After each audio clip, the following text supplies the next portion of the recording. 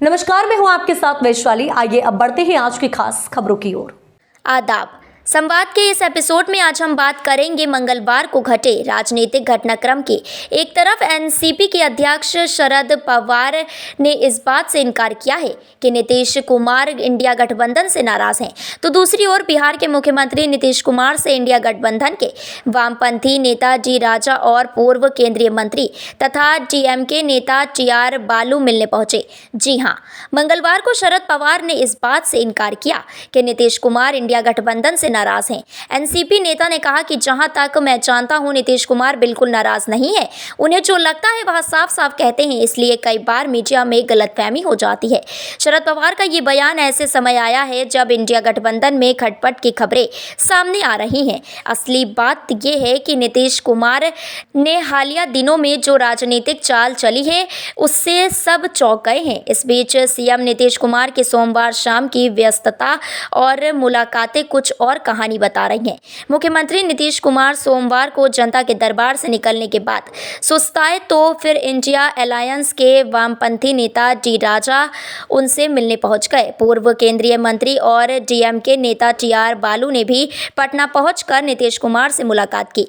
दरअसल नीतीश कुमार की चाल को देखते हुए राजनीतिक विश्लेषकों का मानना है कि जेडीयू की कमान संभालने के बाद से नीतीश कुमार ने पार्टी में खुद को और मजबूत कर लिया है।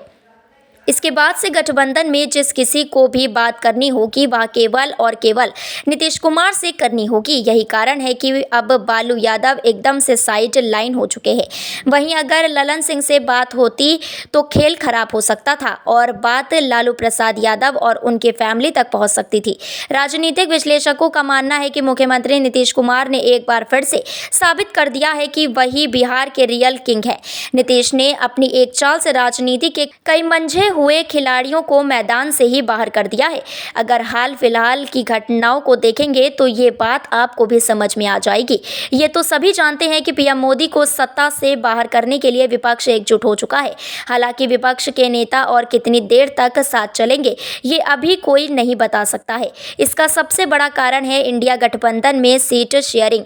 प्रधानमंत्री नरेंद्र मोदी को सत्ता से हटाने को लेकर बना इंडिया गठबंधन भले नया हो पर बिहार में महागठबंधन अपने पुराने ढर्रे पर चलेगा। इस ढर्रे पर जेडीयू अपना वह अस्तित्व बरकरार रखना चाहती है जो उसने एनडीए गठबंधन के साथ रहकर हासिल किया था। साथ ही जेडीयू यह भी चाहती है कि बाकी बची सीटों पर पहले से गठबंधन में रहे आरजेडी, कांग्रेस और वाम दल अपनी हिस्सेदारी तय करे। जेडीयू इंडिया गठबंधन को मजबूत आधार देना तो चाहती है पर सिटिंग सीट पर कोई समझौता नहीं चाहती। पिछले लोकसभा चुनाव में जेडीयू के 16 उम्मीदवार जीते थे। इस बार भी उन सीटों पर जेडीयू की उम्मीदवारी लगभग तय है। हाँ, ज़रूरत महसूस हुई तो परिस्थिति अनुसार कुछ लोकसभा सीट पर एक्सचेंज की बात हो सकती है। दूसरी तरफ महाराष्ट्र में शिवसेना उद्धव गुट ने संकेत दिए हैं कि वह लोकसभा की 23 सीटों पर अपना दावा पेश करेगी। इतनी सीटों पर ही 2019 में भारतीय जनता पार्टी के साथ गठबंधन में शिवसेना ने चुनाव लड़ा था। सूत्रों की माने तो कांग्रेस इतनी सीटें देने को तैयार नहीं है और वह खुद के लिए ज़्यादा सीटें मांग रही है। शिवसेना उद्धव गुट का तर्क है कि भाजपा के साथ पिछले चुनाव में चूंकि वो 23 सीटों पर लड़ी थी जिसमें से 18 पर उसने जीत दर्ज की थी, इसलिए कम से कम इतने पर उसकी दावेदारी तो बनती है।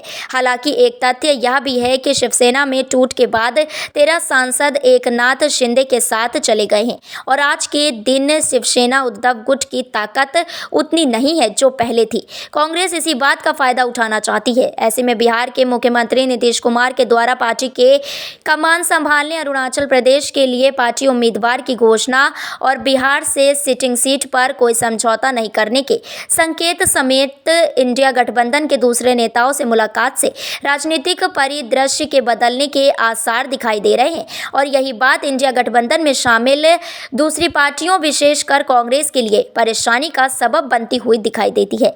ऐसे और भी विश्लेषण देखने के लिए जुड़े रहिए अपने इसी चैनल लोक पंचायत पर। अच्छा लगे तो अपने दोस्तों परिचितों में शेयर करें, कमेंट करके अपनी राय दें और हाँ, चैनल को सब्सक्राइब नहीं किया है तो अभी सब्सक्राइब करके बेल आइकन ज़रूर दबा दें ताकि आपको हमारे नए वीडियो का नोटिफिकेशन मिलता रहे। धन्यवाद। इस अंक में फिलहाल इतना ही। अगले अंक में आपसे फिर होगी मुलाकात। तब तक के लिए नमस्कार।